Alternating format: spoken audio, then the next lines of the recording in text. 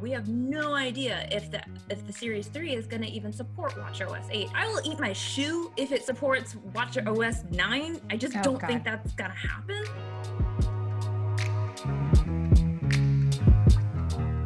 Hello, I am Caitlin McGarry, Consumer Technology Editor for Gizmodo, and this is my lovely colleague, Victoria. We are talking about the Apple Watch Series 6 and the Apple Watch SE. So let's start with the Apple Watch SE. Victoria, tell me everything about this watch. I got it right here. So the SE is meant to be kind of the middle tier of all the Apple Watches that are out now, because it's got the processor as the Series 5, and it's got some of the same sensors as the Series 6, like the always-on altimeter, the improved accelerometer, that sort of stuff. Mm-hmm. But it's missing stuff like the always-on screen, it's missing the ECG, and most importantly, it doesn't have the SpO2 sensors for blood oxygen. But you know, it's sort of an upgraded version of the Series 5, kind of, minus the screen. And it's also a lot cheaper than the Series 6 by over $100 just for the base model Series 6. And that goes a lot higher because there are a lot of finishes that you can choose. Stainless steel, of course, popular option. So I've been testing the Series 6. As you can see, it has this lovely always-on display. And that's one of the things that separates it from the Apple Watch SE. As Victoria was talking about, it also has an SpO2 sensor, which measures your blood oxygen levels. There's like a specific blood oxygen app.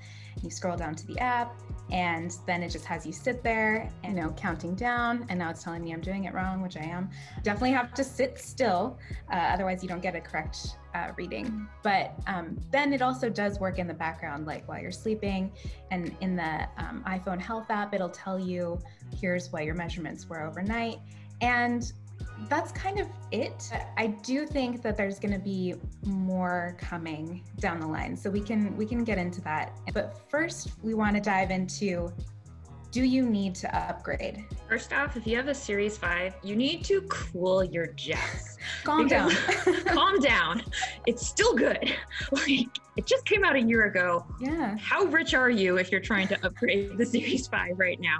But like, as you mentioned, like the blood oxygen feature, it's not that riveting just yet. If you have a Series 4, that's a little bit more of a consideration for you. Like, you might want better battery life, which the Series 6 and the SE both have better battery life, I think.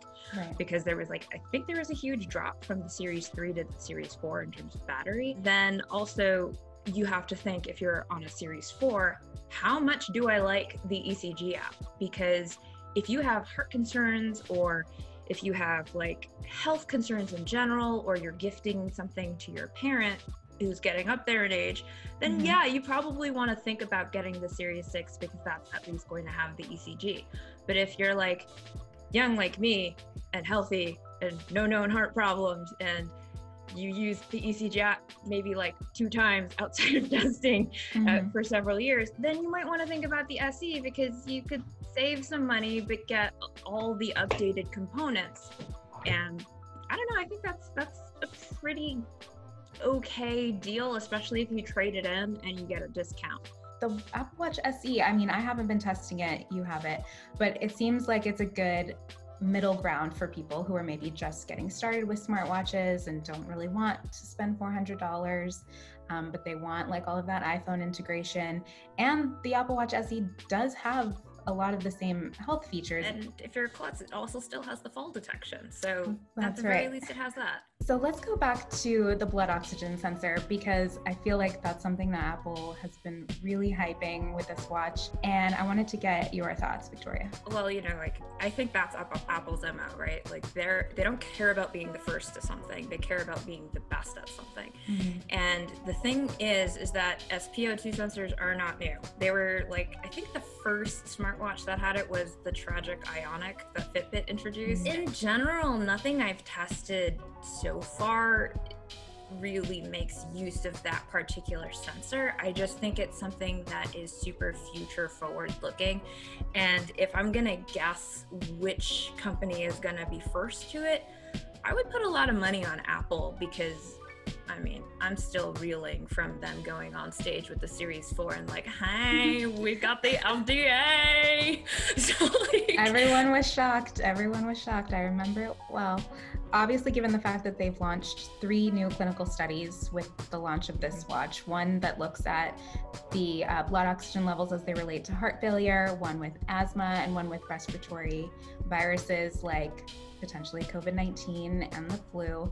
They're very clearly working on something here. Obviously, they have to collect a lot of data to submit to the FDA. So this is more of like a long game for them, which is why I'm like, maybe not so useful right now, but give it like 6 months to a year and we're gonna see some major movement. So the Apple Watch SE and the Series 6 are the new for this year, but we still have the $200 Apple Watch Series 3 years old now. What's happening? Should anyone buy this thing? Oh, there's a very, very small specific set of people who could potentially benefit from having the Series 3, but there's a couple of things to keep in mind. Like, there's no more like cellular versions of the Series 3 that are being sold. If you're getting a new one via Apple, it's going to be GPS only, which means you're not going to get the family setup, which means if you're trying to get it for your kids, that's not going to help you at all. Yeah. And, you know, I did the math, and you can check out the blog I did for Gizmodo. I literally sat down and I was doing math, and I was like, well, if you have it for this many months and that many months or whatever, it's actually cheaper to get the SE because you're likely to be able to keep it for a longer period of time. We have no idea if the Series 3 is going to even support WatchOS 8. I will eat my shoe if it supports WatchOS 9. I just don't think that's going to happen. No, definitely so not. I think if you're getting it at retail price, just don't do it. Don't do it, man. I question what Apple is doing here, but maybe there's a strategy. Stock. Maybe they just have a bunch of leftover and they're like, So now we get to the real question. Which watch is worth the money? Obviously not the Series 3. Toss that out. No one get that one. No, Between the Apple Watch SE and the Apple Watch Series 6, what are we thinking? Which is one that people should buy? So I think you just really first have to ask the question, do I want advanced health? Is that going to help me? Like, my partner was like, do I get the SE or do I get the 6? And I'm like, you better get the 6 because you sometimes have like tachycardia, and that's something that you want to really have the ECG's accuracy on. But for me, I've been using the SE and I'm struggling to find a difference between this and the Series 5. Like, it feels almost the same. The only thing I really notice is that when I'm running outside and I'm doing like this, it's not an always on screen. The always on screen on the Series 5 is just like, oh, I don't even have to wait for it to wake up. It's just there. But this one is actually pretty snappy. It's just like, I know because I had the Series 5, so I'm just like, oh, I have to wait for the agony. The agony. Like, for everybody else, I think the $280 SE is an extremely good value. I'm really shocked that this is like as advanced as it is. I'm real surprised. I think it was important for Apple to release something in that sort of mid-tier. Basically, it's replacing the Series 3, which, as we've said, forget about it. Doesn't exist anymore. I do think the Series 6 is worth it if you want the latest and greatest. Obviously, some people just do. Or if you want one of the brand new colors, like I'm testing this red right here. It also comes in blue. Beautiful. It's gorgeous. You don't get that with the SE. No, they're all really boring colors. It's not, you don't even get the different case materials like stainless steel. So if you're like hard on your gadgets, you probably want the Series 6 because it's gonna last you. Yeah.